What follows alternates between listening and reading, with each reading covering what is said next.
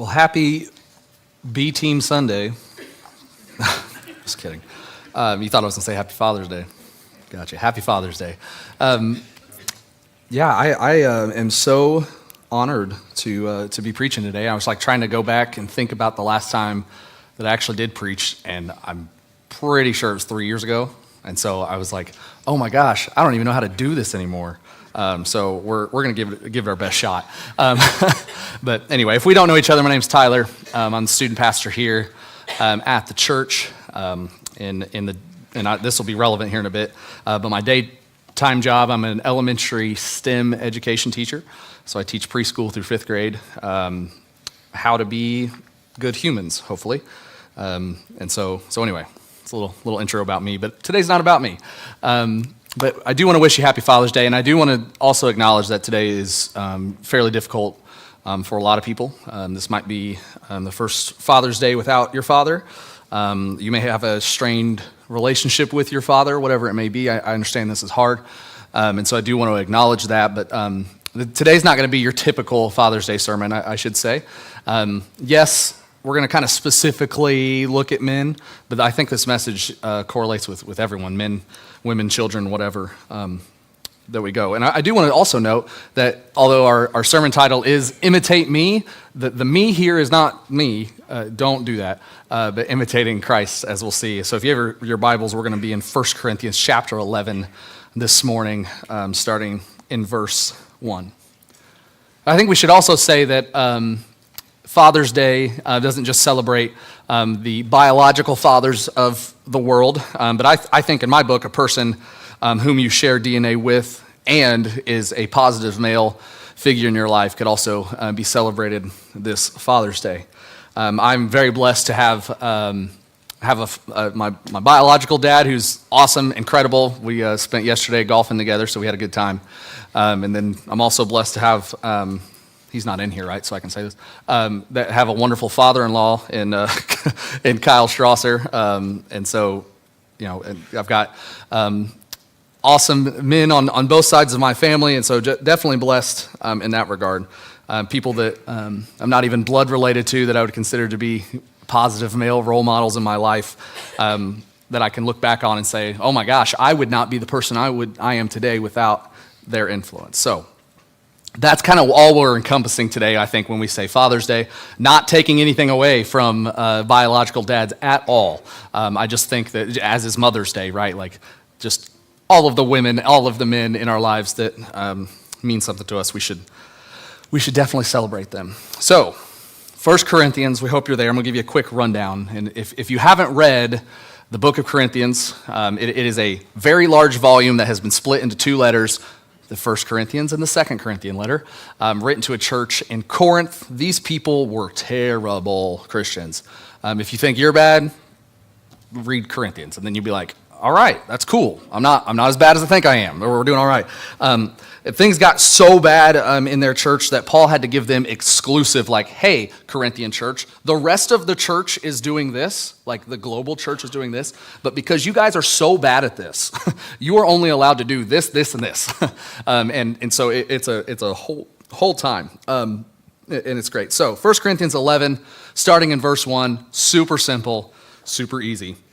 Paul tells the Corinthians church, he says this, he says, imitate me as I also imitate Christ. Super simple.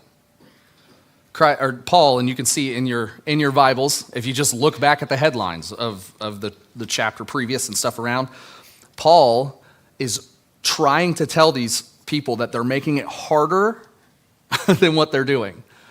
They're trying to make it more of a religious cult than they are about a relationship with Christ, and he calls them out with this. And he said, in fact, how about this? Just look at what I'm doing, because I'm trying to do what Christ did. That's a really weird statement for me, because we see in 1 Timothy chapter 1, verse 15, that Paul calls himself the chief sinner. Like, sinner numero uno. Doesn't get any worse than him. But now he's telling an entire church to imitate him. It's like, man, if Paul thought that he was the chief sinner and then told an entire church to look at him because he's trying to look at Christ, like, how bad was that Corinthian church? But the difference here is that Paul is actively imitating Christ. Paul is waking up every day and heeding the words of Christ, saying, hey, I'm gonna take up my cross daily and follow Jesus. That's the difference I want us to see today. It's about an active faith in the Lord. Paul writes in Romans chapter 7, verses 15 through 20 about how he's constantly doing things that he knows are wrong. It doesn't want to do them, but the sin is simply just too powerful, right? It's the famous, like, I want to do what I don't do, and I don't do what I want to do, and like all of that stuff. And Paul's like having an internal struggle with himself there. But Paul knows that. He understands that, and he's actively following Christ. I want you to think of it this way. If you had the chief sinner of the world looking you in the face, telling you to imitate him, would you do it? No, you would not. Hopefully. If someone is saying like, yeah, I'm the worst sinner, it's like, all right, well, I ain't going to follow you, dude. Like, I ain't going to look at you to know what to do here. But again, and I feel like I'm beating a dead horse here, but I need you to understand this. The difference is that Paul is actively trying to follow Christ. This is not a passive faith. And you may be wondering what this has to do with Father's Day, and this is all going to put a nice little bow on it here in a bit. But as I mentioned earlier, I'm a STEM teacher. That's science and math. All the stuff that you still use as an adult, that's what I get to teach kids. It's a great time. And so I'm a big person. Statistics are my favorite thing. I often tell the kid, and some of them are in here that I teach today, one of my favorite sayings, I'm not going to open that up because who knows what they'll say, but one of my favorite sayings is that facts don't care about your feelings. I say that all the time because, numbers don't lie, right? That's how we go. So I got some numbers I want to kind of throw at your way. I was, as we were getting this sermon together, I was just like thinking about, I've been told most of my life that men are terrible Christians. Just as a general rule, in the past 30, 40 years, men have really dropped the ball when it comes to faith. And I was like, okay, like, is that just like what preachers say on Father's Day to make us feel guilty? Because like I was like, I genuinely have a lot of men in my life that I feel like are doing this okay, or at least, again, actively following Christ. So I looked up some numbers for you. So just to give you a range of stuff, there are approximately 138 million males ages 15 and older in the United States. About 6 in 10 American men currently identify as Christian, as polled in 2025 by the Barna Group. The Christian identification remains more common than regular church attendance, so we should know that, right? People are going to be Christian by culture over faith. But although the recent research does suggest that men's attendance has increased over the historic church attendance gap that maybe you've come to know. In fact, at one point it was said that the church is comprised of 60%, 63-ish% women, and then 33-ish% men. And I was like, again, at one point that may have been true, but the same research that I'm letting you know how here, the Barna Group, they found that 43% of men attend church on a weekly basis, and 36% of women attend weekly church services. And so for the first time in recorded history in America, more men are going to church than women regularly. Now, if you're in there doing the math in your head, you're like 43 and 36 does not equal 100. Like, yeah, the other 30% was just like people answering the question weird that were like, yeah, I mean, I attend church services like in my house watching TV and like, that sort of thing. It's like, all right, that's not necessarily what we're going for, but we'll throw it in the research, right? So for the first time in recorded American history, we have more men attending church weekly than women. And I was like, great, I love that. Because again, for my whole life, I've been told that women outnumber men church attendance. And I'll get to that in a second. Let's go down the age bracket a little bit, and let's look at young adults, 18 to 25. Young adult disengagement does remain a significant challenge from a lot of these reports that were found. About 2/3 of young adults who regularly attended a Protestant church as teenagers reported that they stopped regularly attending for at least 1 year between ages 18 and 22. According to a study that was done by Lifeway in 2019, that was the latest study I could find, 69% of young adults who stopped attending church for 1 year never returned to the church. So let me read that again. 69% of young adults, 18 to 22, who stopped attending church for 1 year never returned to the church. So, why does these stats matter? What does it have to do with Father's Day? Well, not to give you a spoiler alert or anything, but we also are finding in research that millennial, Gen X, Gen Z dads, right? So we're going to say that's, let's say 20-ish. 20-year-olds to about 50-year-olds. We're going that big bracket there, right there. The people that are currently raising the younger generations. Let's just say that, okay? They are more active as a father than any other generation in American history. Now, if you are outside of that age bracket, you're 50 plus, whatever. Again, this is general. I'm not sitting here, like telling you guys you're all bad dads and like how dare you. Again, this is all statistics. However you parented your kids in your house that's between you and God. I'm not telling you what you did or didn't do. I wasn't there. But just as a general rule of thumb. For example, most men that are in that age gap have said that they have changed diapers at least daily, if not multiple times a day. When you get above that 50 age range, and especially 70 plus, again, I'm not telling you what you did or didn't do. That statistic is way higher of men who never changed a diaper. Again, don't come at me, Google it.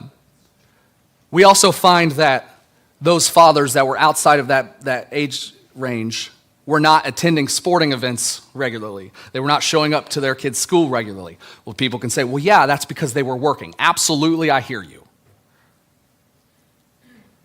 As a millennial, I'm also working, but that's neither here nor there. Again, statistics are telling us that men are more actively involved in their children's lives now than ever before in American history. And then we have this stat that for the first time in American history, that men are attending church more than women. I don't think that's a coincidence. I think that's a correlation. Again, these are national numbers. I want you to look at our church and say, hey, are there 43% male in this room? Maybe, maybe not. I don't know. I'm not going to do a quick count. I will say that as I'm looking out, I'm going to argue that there are more men here today than there are women, but it's closer to the 50%, I would say. But how many of you men were dragged here this morning? So again, just because men are attending church more doesn't mean that they're better Christians.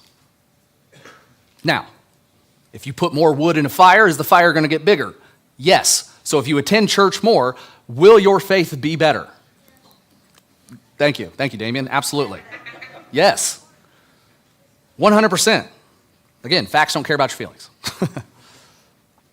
I want you to have all those numbers in mind as we continue on, okay? We're about halfway done. Just stay with me. In all my years of student ministry, I've been doing this about 15 years now, I've had a handful of conversations with mothers that are concerned about their kids' well-being and their behavior. And every single time, the father is not present. Now, could be married, could be living in the home, whatever, but he is an absent father. He's not as present as he should be. Every single time, the father does not put his faith or church attendance on the forefront. Every time. If you are concerned about your kids and their faith, I want you to check yours first. Gentlemen, we have a very important role in our houses. Paul tells us in Ephesians chapter 5, verse 23, that the husband is the spiritual leader of the home. Now, whether you like that or not, you got to get over it. That is what God has called you to do. You signed up for it. No ifs, ands, or buts about it. You could tell people the children were accidents or not. It doesn't matter. You now have kids. Your father. Congratulations. You are responsible. God expects you to do that for your families. Now, I've joked with my therapist in the past that I feel comfortable speaking in front of thousands of people. It doesn't matter, 10 people, 1,000, whatever. I could do that all day. I think it's fun. But when it comes to being the spiritual leader of my home, that is what keeps me up at night. I'm responsible for 4 people: Katie, Levi, Jackson, and Elsie. And that is what keeps me up at night. Am I doing enough? Am I praying with my kids enough? Or am I leading Bible study with my wife and my kids enough? Am I all of these things that are just taking over my brain all the time because I'm so worried about being that spiritual leader? And I think about all the times that I've done something and my kids will try to imitate me. You know that kids are like little sponges. One of my other favorite phrases to say is, well, that's dumb. I say that all the time. They're just not even thinking about it. I'm not calling people dumb. Just a situation is, that's dumb. That's what it is. Well, both of my boys have repeated that same phrase. Not like in a general like situation, but to their teachers in class. It's like when they don't want to do schoolwork, or that's dumb. I don't want to color that. Oh man, that's my. It's worse because they're my coworkers too. Their teachers are my coworkers, so then they like email me or they'll like drag Levi or Jackson to my room. Will you talk to your son? Yeah, what happened? He called this dumb. That's my bad. I'm sorry. I mean, and we could go on with all the little tiny things that our kids imitate us in, and we could say bad, good, ugly, whatever. But it's true. They look up to us. My boys also know that I absolutely love coffee. It's a every morning deal. Don't talk to me before that's happened. I'm going to say no. Like, let me have some time, right? And all summer, they've been asking, Dad, can we try it? Can we try it? Can we try it? I've been saying, no. And we went on vacation a couple weeks ago up to the Wisconsin Dells. And we're sitting at the breakfast table. And Jackson said, Dad, can I try your coffee? And I went, you know what? Yeah, we're on vacation. Why not? I drink black coffee, right? So like the chances of him liking that are super slim. But they weren't zero, and I was a little nervous about it. And so Jackson poured him a little cup of it. Levi a little cup of it. They took a sip, and both of them were like, oh, that's gross, Dad. How do you drink that? Oh, that's just every day. Oh, my gosh. And went on. And I was like, I drink it because of you two. That's why. I'm just going to be honest with you.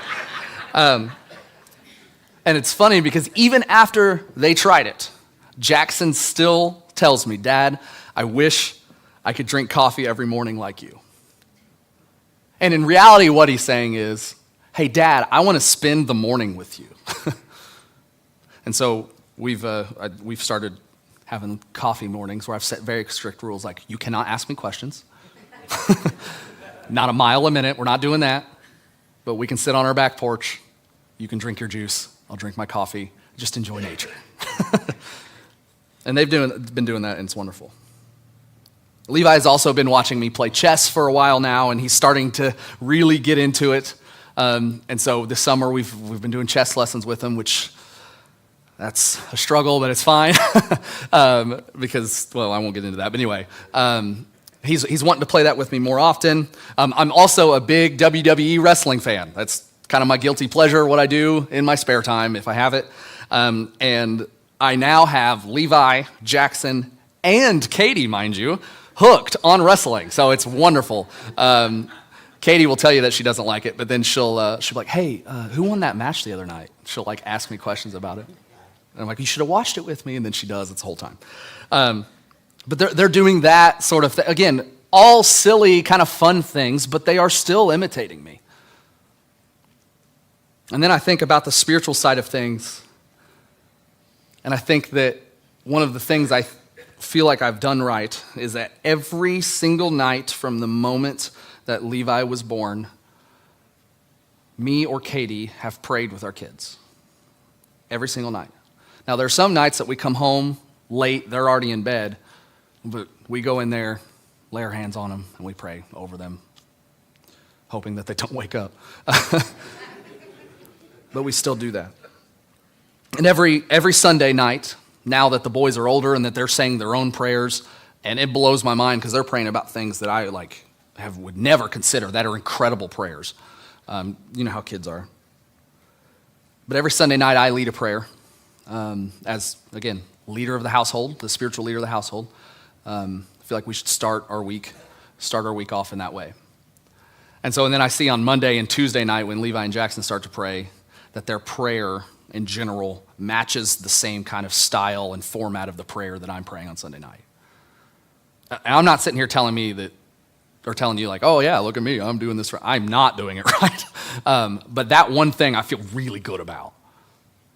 And Levi has even been praying for some of his friends at school, or during recess, I've heard that he's been praying over his friends that are crying or having a rough time, whatever. And I'm just like, that's awesome. I don't even do that for my own friends. If, I don't know, Rudy's back there praying, but if Rudy Pessich started crying, I'm going to slap him on the back of the head and tell him to get over it. Or I'm not going to stop and start praying, right?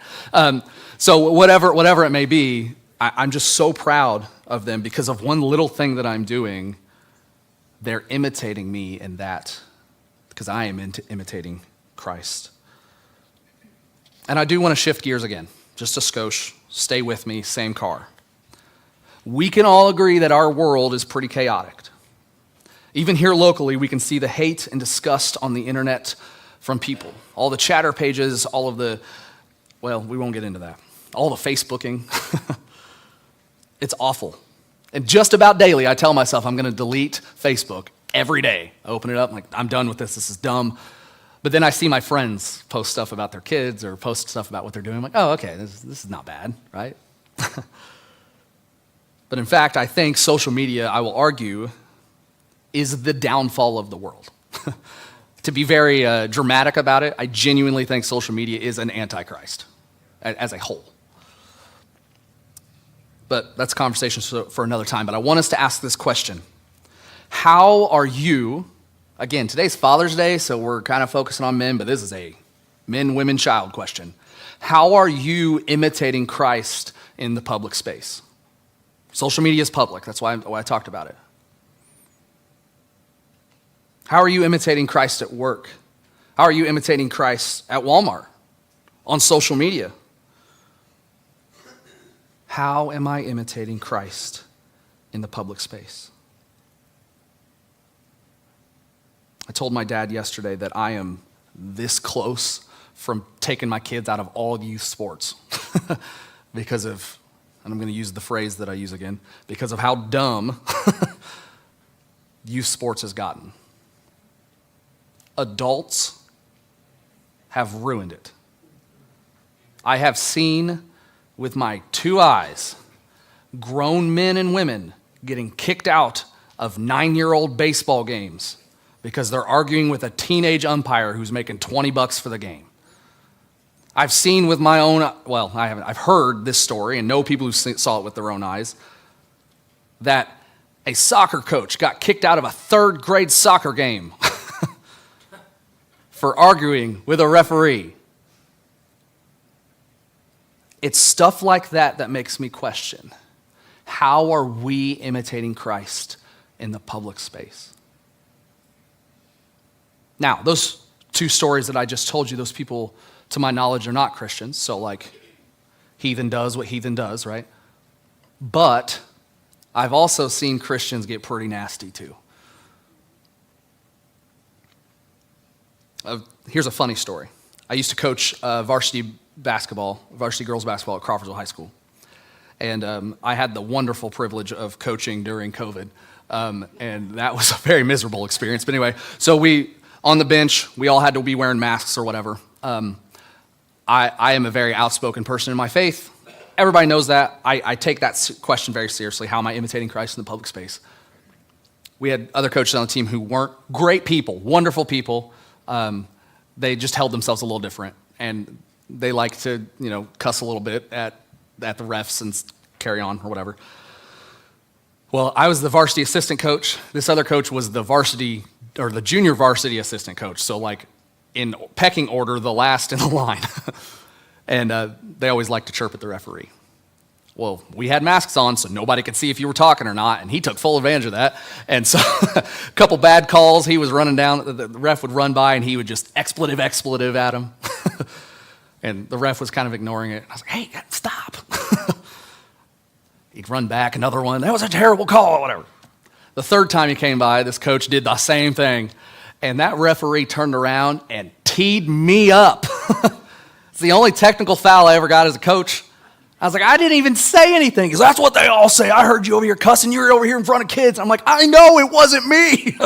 And I was trying to tell him and whatever. And he wouldn't. By this time, the junior varsity coach, the assistant coach, he was losing his mind. He was laughing so hard. We were winning the game, so he was just having a good time. But he was laughing at me. And it was embarrassing for me because I take pride in that. Like, I take pride of not talking down to people. And, if I've got an issue with a ref at a timeout, we're going to go talk. We're going to have a civil conversation about this. But not that coach.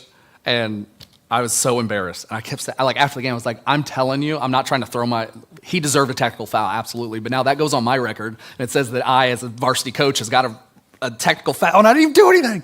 And I went and talked to the ref, and he was like, oh, my bad, I just heard. And I was like, I know, I get it. He deserved it, but it wasn't me. But it was already in the books, and so now it's on my record, which is great. So it says that I'm a violent, aggressive person. And I'm like, I'm not, I promise. But I take that seriously. How are you imitating Christ in the public space? Are people thinking, wow, that person truly has patience and peace and love and joy and self-control, the fruits of the Spirit that's found in Galatians 5? Is that what people are thinking? Here's a hill I'm going to die on. I don't die on many hills. I don't have a lot of opinions, but this is one. If our churches, including the Vine, if our churches, our small groups, and our ministry opportunities were filled with more men, statistically they say they are, but I don't think the second half is true. If they were filled with more men who imitated Christ actively, we wouldn't have that many or as many problems that we do today. I will die on that hill. If men actively followed Christ and imitated Christ in the public space, in our ministries, in our churches, we would not have as many problems as we do today. Now, this isn't even a sexist thing. I feel this firsthand as a teacher. I have story after story, for whatever reason, a student disrespecting a woman teacher, and I'm the only full-time male teacher at 2 elementary schools in the Southmont district, so I've got a pretty big data spread here. They will not listen to a woman teacher, they will disrespect a woman teacher, they will cuss her out, whatever it may be. And then that teacher will say something to the effect of, do you want me to go get Mr. Davis? Nope, I'm sorry. And I'm like, I'm not doing anything different. Genuinely, one of the stories that happened here this year came from a woman teacher who's been teaching for 30 years. 30-year teacher who was a teacher when I was a kid, and I was absolutely terrified of her. In fact, I think she's awesome, and she's an incredible human, great Christian woman. I'm still kind of intimidated of her as an adult. And she uses that line. She was also my mentor teacher my first year and taught me how to discipline kids in schools. So anything she's doing, I'm going to do the exact same thing. But yet she can still say, do you want me to go get Mr. Davis? And, no. I ain't doing anything different. Or teachers will say, man, I'm really having trouble with this one kid. And I'm like, are you serious? I've never had an issue before. There was one student where they were incredible in my class. I mean, literally exceptional. And at the end of the year, we were starting to do awards and stuff. And I was like, I think I'm gonna give this student this award. And every classroom teacher in the meeting looked at me and said, what? I was like, yeah. And their classroom teacher said, I'm thinking about holding them back. Like, absolute news to me. I was appalled almost. Like, she's like, yeah, I just can't get them under control. I can't get them to focus. I'm like, I've not one time had to raise my voice ever at this student. Now, that student in particular didn't have a father or a male figure in their life. All they had was the mom. Again, facts don't care about your feelings. So, I think that if men, as a whole, are more actively involved with shaping kids, shaping teenagers, we would have less problems. And again, the numbers are all supporting this. All of the research that's coming out, all of the statistics that are coming out, my own personal time with kids in schools, it's all supporting this. When men are more involved with other people's lives, those people are more likely to stay out of trouble, both in school, as adults, and so on.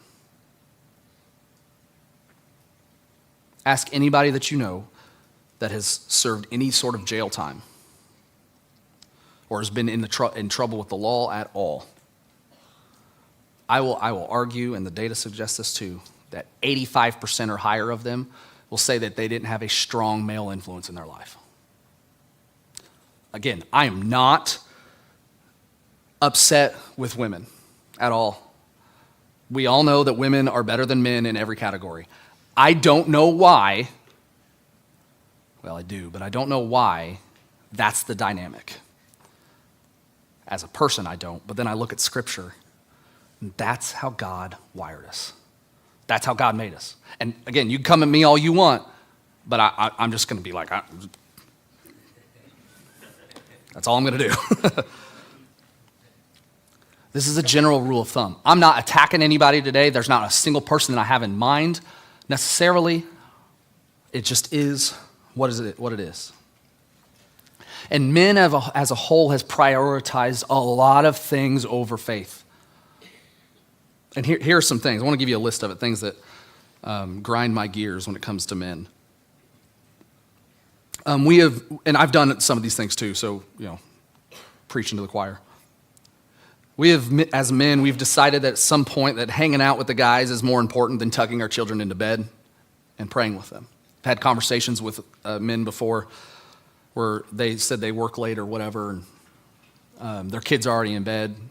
And they're like, I don't go see my kids. Like, they were like bragging about it. Like, my wife put them to bed. I don't care.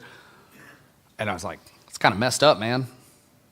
It's like, even if my kids are asleep, I'm still going to go check on them, give them a kiss on the forehead, tuck them in. They'll never know that I did that. But like, to brag about that you're not there for your kids is strange. We as men have decided that Sundays are for football and yard work and not church. We as men have decided that ball sports are more beneficial to our kids than church, and that one makes me want to punch a wall. That's how I was. I grew up in a non-Christian home as a kid, and Sundays when I became a teacher, that was basketball tournament days. It was travel ball up in Lafayette, Fort Wayne, Cleveland, Ohio, wherever we were going, that's what Sundays were for. And I look back on that team, and there were two kids that were on that team that constantly were not there on Sundays.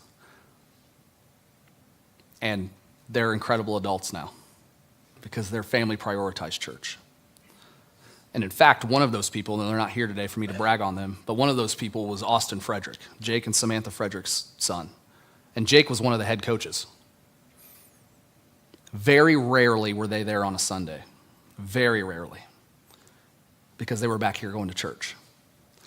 And Austin, their son, is an incredible adult, incredible human now. Again, take that for what it's worth. We as men have decided that financial wealth is more important than our faith in Christ. Oh, the Sunday extra shift popped up, so I don't have to work it, but could use the extra money, whatever. So we're going to go do that. And because of that those 4 things that I just mentioned here, I think we've failed society because of it. I think it's very easy to sit back and watch the world burn and blame other people for it. You know, it's very hard to look across the world and say, oh my goodness, you know, like, of course the war in Iran is doing this, or of course, you know, Ukraine and Russia are doing this or whatever, and we're looking at these big old things that we have no stake in. We'll pray for the situations for sure, but we have no personal stake in. I can't do anything about those wars. I can't do anything about the politics that happen around it. But you know what I can do? I can look at Katie, Levi, Jackson, and Elsie and say, what do I got to do to raise humans that aren't going to act in such manners as those politicians, or act in such manners as what I see on the internet and those sort of things? Again, praying for those situations, but I could care less about that and more about the 4 people that I've been called to be the spiritual leader of.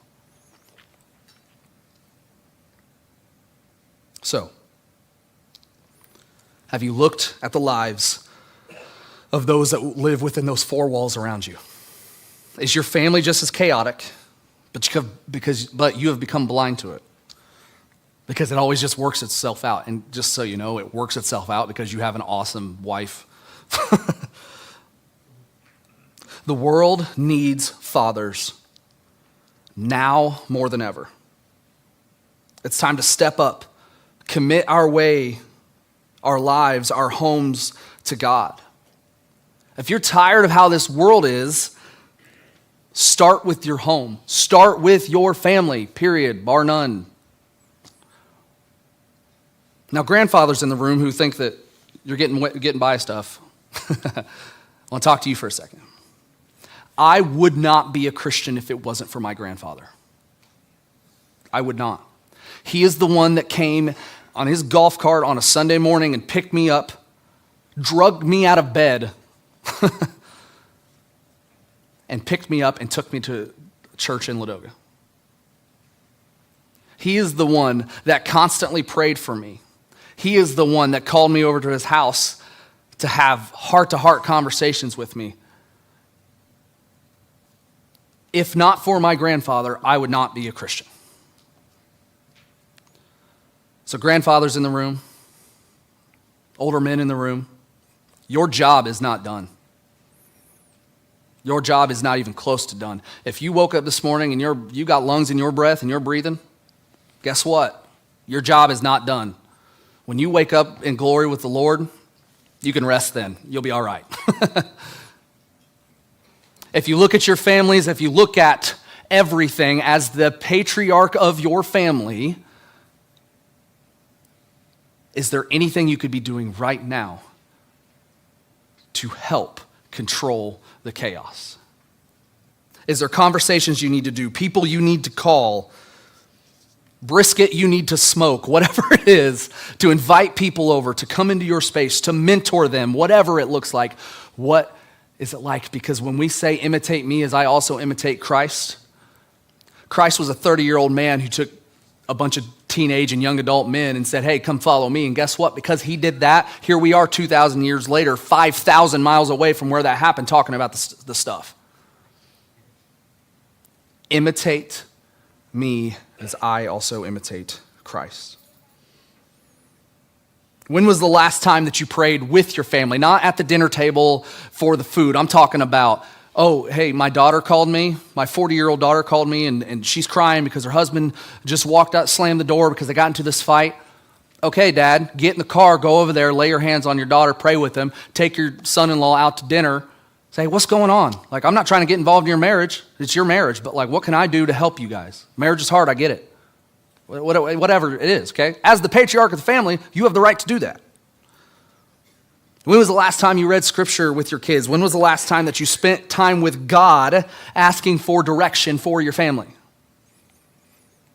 And look, I get it. We all mess up. I am up here telling you that I fall short all the time when it comes to this. I'm trying my best. I'm going as hard as I can. I'm actively thinking about it. But we need to remember.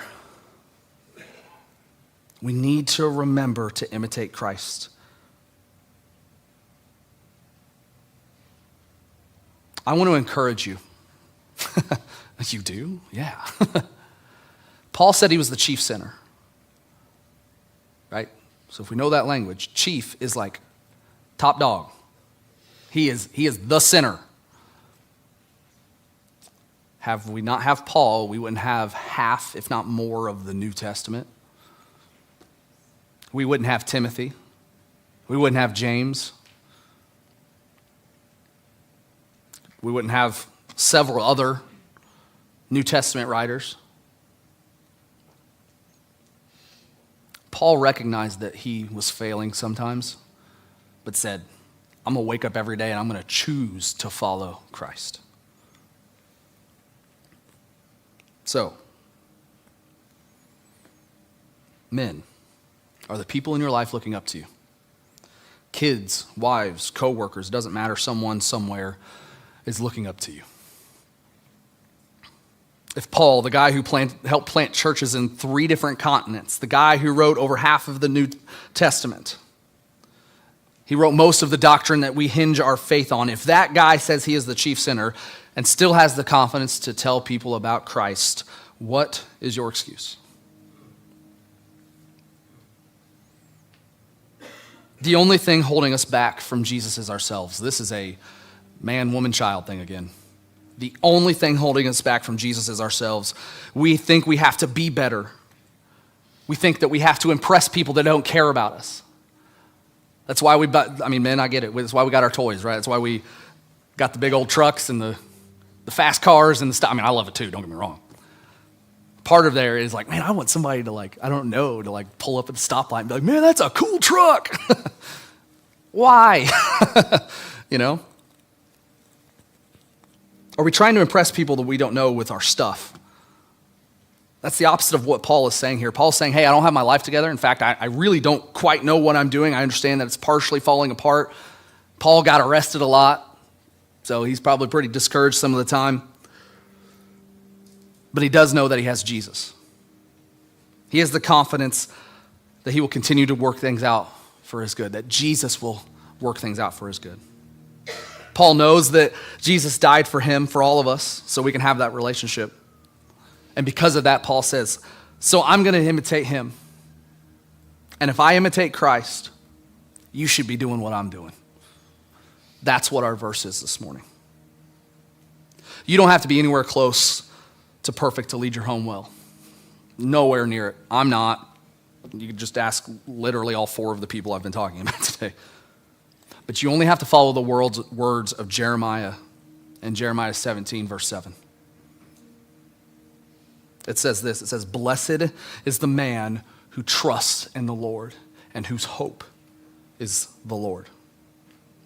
If you do that, the rest will follow because you will want to share and trust and hope with your family.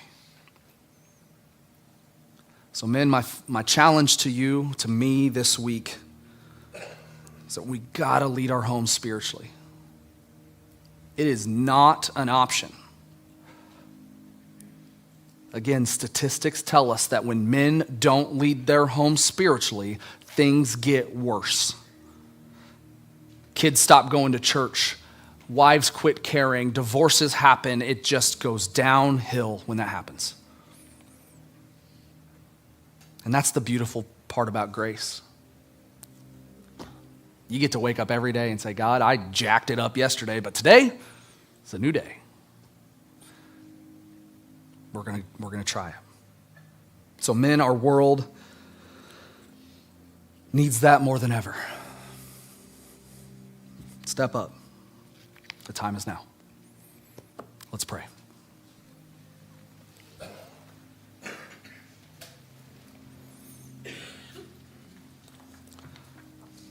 God, it's always hard to look at your scripture and take it to heart, especially when it hits home too close.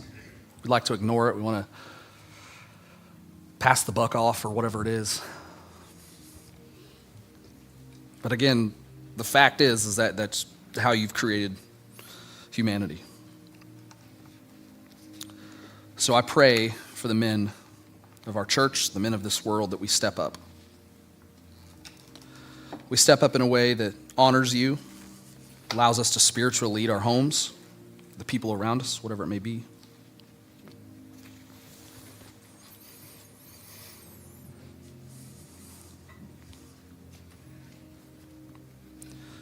Be with us here this morning.